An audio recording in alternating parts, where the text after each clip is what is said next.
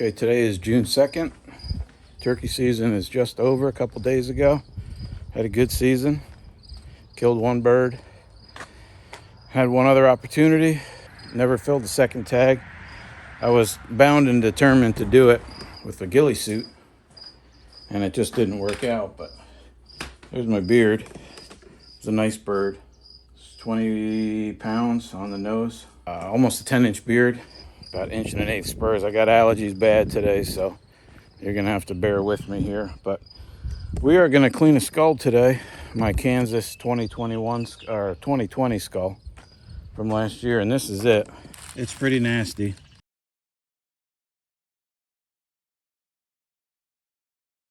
So I'm gonna have to deal with a lot of smell. It's gonna be bad. It smells really, really bad. So it's gonna be, that's gonna be the worst part. This is where I'm gonna boil everything. That's my little boil station. And this is where I'm gonna pressure wash. And I'm gonna pressure wash on that piece of wood right there. I'll get into detail with everything as I get closer to doing it with the pressure washing and everything else. So anyway, I got to get to cleaning this thing, and we'll go from there. It's going to be bad. I'm telling you, it's going to be bad. But I have 30 plus years of taxidermy in my background, and I've never had anything that made me gag or come close to puking or anything. So I got a pretty good gag reflex. So we'll see. I have these thick nitrile gloves that I'm putting on. Not because I'm afraid to get anything on my hands. It's because the stink is so bad that once you get it in your skin, it takes so long to get that smell out, and it's just horrible to deal with. So hopefully there's no holes in these things. I can get this thing skinned and boiling without getting too smelled up myself. So we'll see.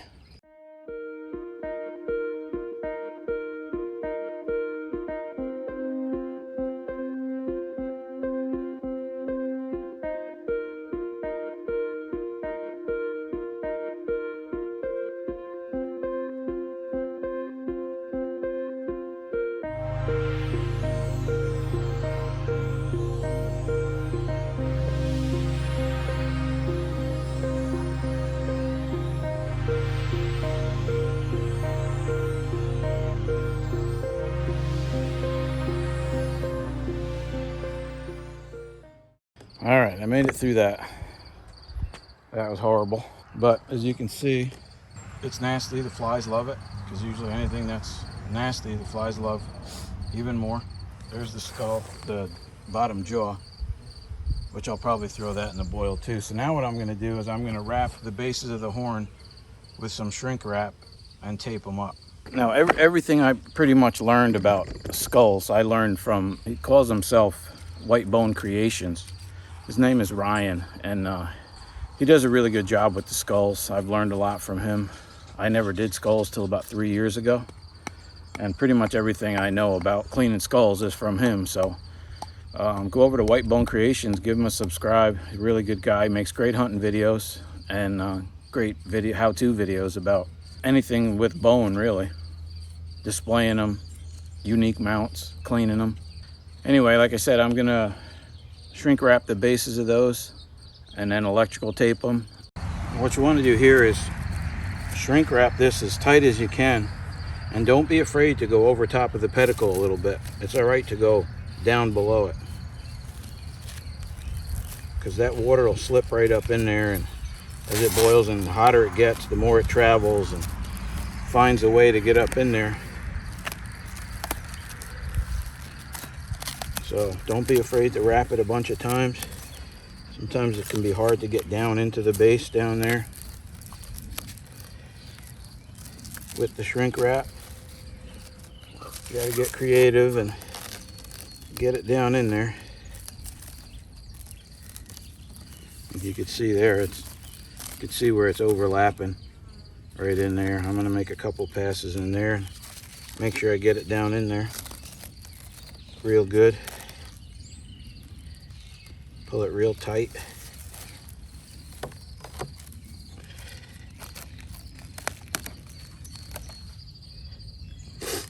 That's the good thing about shrink wrap. You can really yank on it and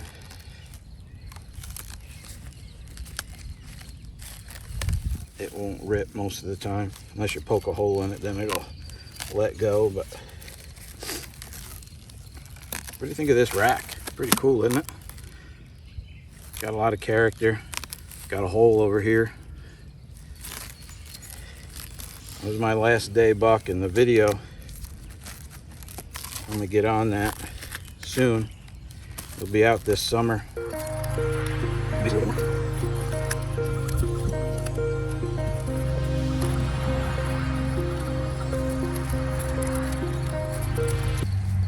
That should do it.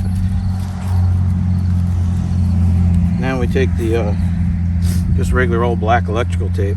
Could be any color, but electrical tape, and you really reef down on this and get it tight. And this hopefully will prevent any of the whitening to travel up underneath that plastic and get up on the horn, the antler. And hopefully it won't have to, I won't have to fix the color at all. But if I do, that's easy enough to do. I've done it before. Not a big deal at all.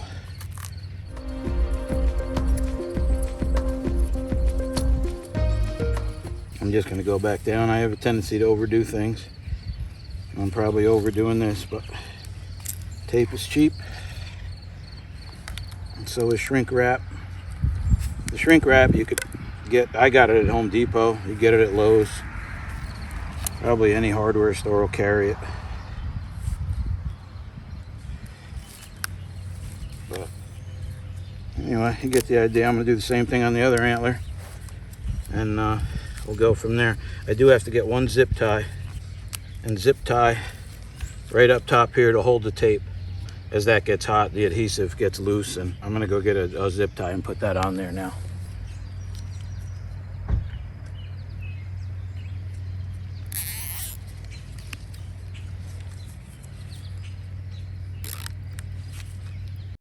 Okay, so I got both sides done. Now we're going to move on to the boil, but you can see how the tape is below the actual pedicle of and the plastic is below there, but that hot water will get up in there enough that that'll clean right up afterwards. Anyway, let's move on to the boil. This is the setup right here. I have a big pot. I think I got that at like Restaurant Depot or something. I could probably do 2 in there if I needed to, but I'll fill that up with some water. I'll put some OxyClean in there, just regular old OxyClean that you use in the washing clothes, and I just use the aluminum foil to wrap around the base of the antlers a little bit so I don't get too much heat on them.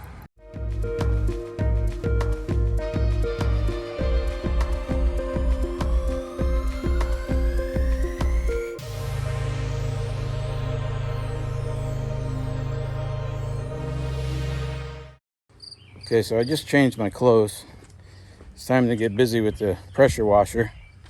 And my pressure washer is just, it's like I think I got it for like 70 bucks at Harbor Freight. It was on sale. It was, I think, regularly 90 bucks, but I've had it for like 3 years now, and it's, I mean, I don't use it a lot, but I mean, it was certainly worth the money.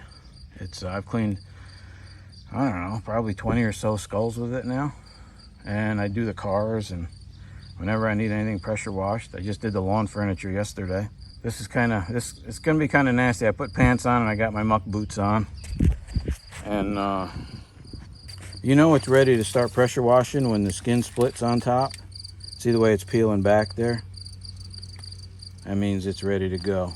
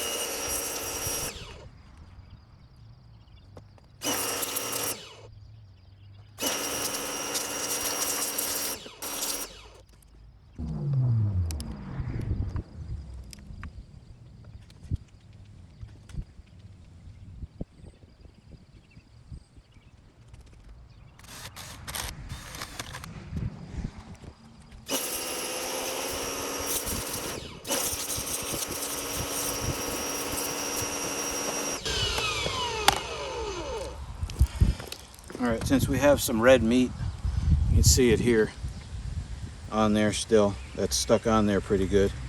I'm gonna put it in there for a few more minutes, and we'll pressure wash it again. So anyway, I'm gonna put that back in there for a little bit. I'm gonna work on getting some of these nose bones out of here, the nasal cavity, and we'll go from there. All right, I washed it a second time, and it came out nice. I don't even think it's gonna stink when it's all said and done. See how nice that bit makes those little holes back there. It makes it a lot easier to get all the brain matter and stuff out of there. And there's little bits here and there, but in the whitening, that'll all come out. Now I just gotta get the boil going again and whiten it up. I'm gonna start the whitening process, and this is, in that bucket I have a 50-50 mix of water and 40% by volume liquid developer. It's a peroxide, but you have to make sure you get the clear. Don't get the cream. The cream will make a mess. It boils over. I don't know what the difference is, but I've tried it. It's not good. So I'm just gonna pour what's in the 5-gallon bucket. I've used it before, that's why it's in there. I'm gonna pour that in there until it covers the skull, and then bring it to a boil, and then pull it out, and then pressure wash it again.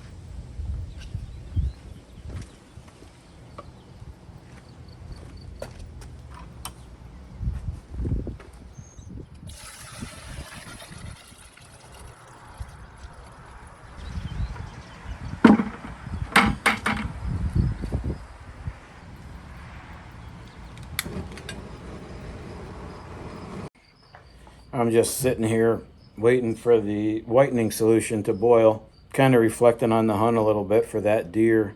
It was November 13th. I remember it was Friday the 13th. It was the last full day I could hunt. The next morning I had to go to the airport, and it was just one of those magical rut mornings that all of a sudden, the switch flipped, and just I got my opportunity. And when he came by, he was following the doe trotted by, and he come on a pretty good trot too. I mean, he wasn't running, but he wasn't far from it. And I tried grunting to him, voice grunting to him 3 or 4 times, trying to stop him in my lane, and it didn't happen. So I just, at 14 yards, I just swung and shot at him, and it worked out. I just made one of the best shots I've ever made, quartering away, and I saw him crash away. He was still chasing the doe last I saw him, and he went out of sight. And we ended up finding him just a little bit beyond where I could see him. And it was just a morning that Tracy and I, that we'll just never forget. It was magic, man. It was November magic. And if I can put that hunt together, it should be later on this summer. If I can put it together how I have it in my head and how it kind of went down, and it's going to be something to watch. I mean, you're going to want to see this thing. Anyway, I'm going to go check on the skull, see what's going on, and we'll go from there. Okay, just checking on the whitening. It's boiling now, so I'm just going to cut the heat, pull it out. We'll pressure wash it, see how it comes out.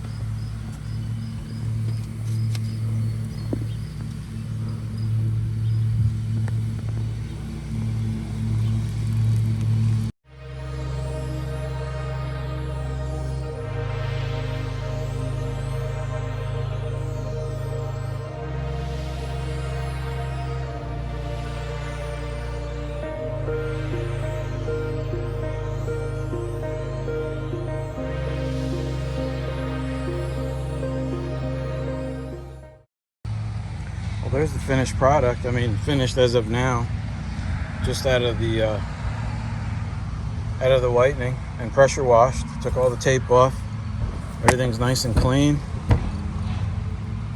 Everything held. It just needs to dry out real good for about 24 hours, and I'll put some mopping glow on it and just finish cleaning the antlers. Make sure there's no smelly stuff on there. And there's the lower jaw, nice and white. All right, let's close out this video. Let's see, I did the skull. I boiled everything and cleaned it on Wednesday, and it's Friday morning now. So I just wanted to give the skull a little extra time to dry because of the slight smell that it had. And here it is right here.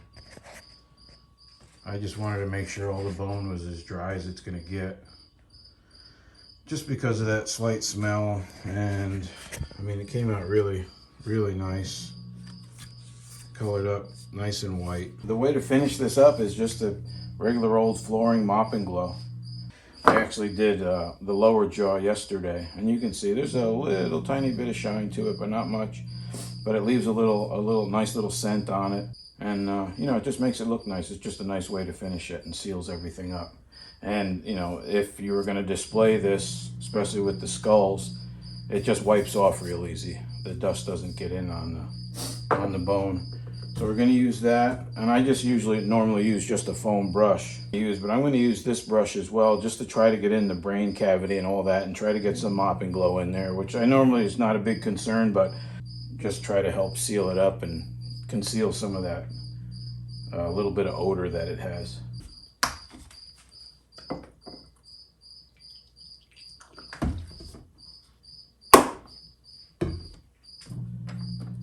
I'm going to do the inside of the skull first. I'm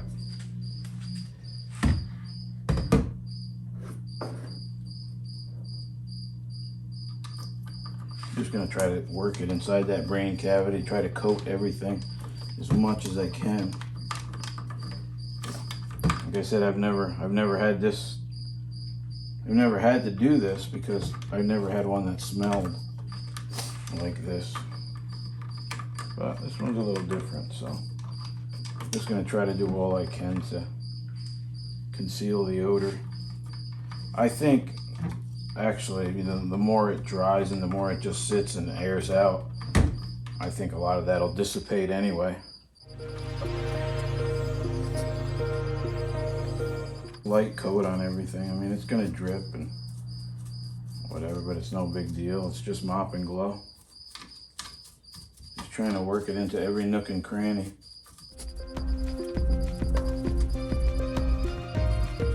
Get down in that nasal cavity from behind. Now I'll do the same thing from the front. I'll get down deep into there. I should be able to get about everything coated. Into the eye sockets. Allergies are bad again today. I thought they were going away, but I cut the grass yesterday and that wasn't a good idea, I guess. But it had to be done.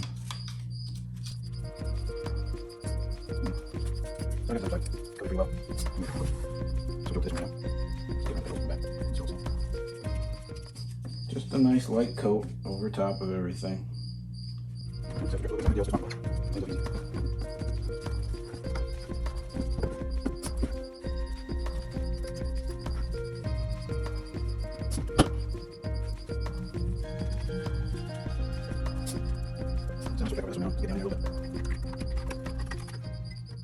Only thing you got to watch out with these brushes, sometimes they'll leave bristles behind, where the foam brush really doesn't leave anything behind.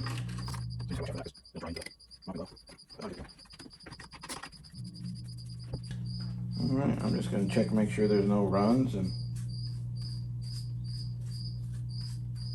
let that dry and see what we get.